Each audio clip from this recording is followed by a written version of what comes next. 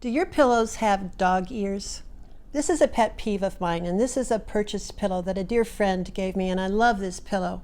But really bugs me about all the pillows out there that you can purchase, and ones that you might cover yourself if you don't know this trick, is how this all just kind of wings out.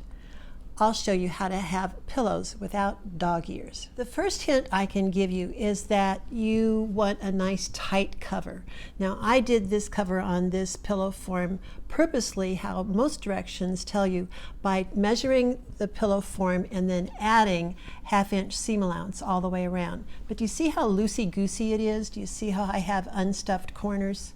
Doing this alteration in your cutting to begin with will get rid of all of that problem. This is an 18-inch pillow form. Cut your pattern pieces out of which to cut your fabric the same.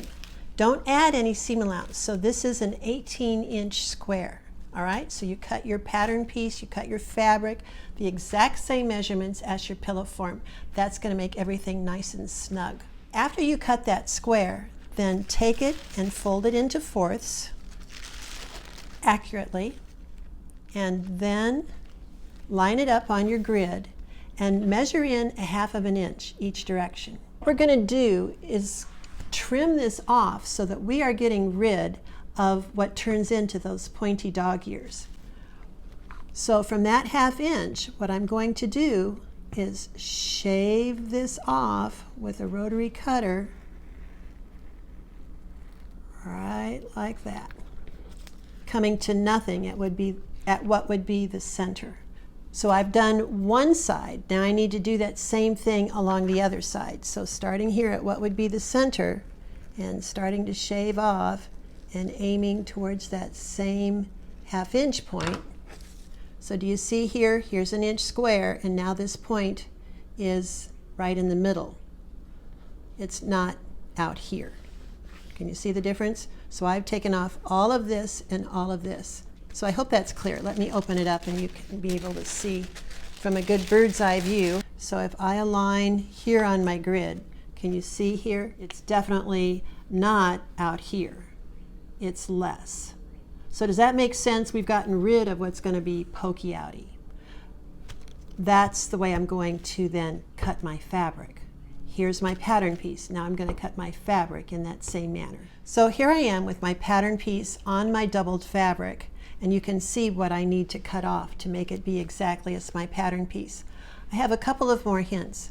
We're still going to take 1/2 inch seam allowances. So really, if this was 18 to begin with, less a half here, less a half here, it's going to end up 17 by 17. So it's going to be a really nice, snug fit on the pillow. The other thing I've learned from a new friend of mine at the Jackson Sewing Guild, that if you just take time to stitch through this seam allowance, both when you start and when you end, it's going to make turning this opening in, once you turn everything pretty side out and stuff the pillow form in, much easier. It just defines this edge.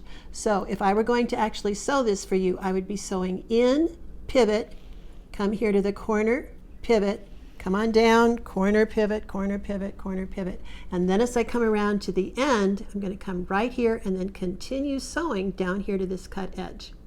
I don't know why. It was new to her as well. Thank you, Janet. But this really does make then, once it's sewn together and you've stuffed the pillow in, after it's turned right side out, it makes these edges just work out better for the hand stitching that you can do to close up that hole. That's what I call my sidewalk stitch, which is another one of my videos here at my YouTube channel.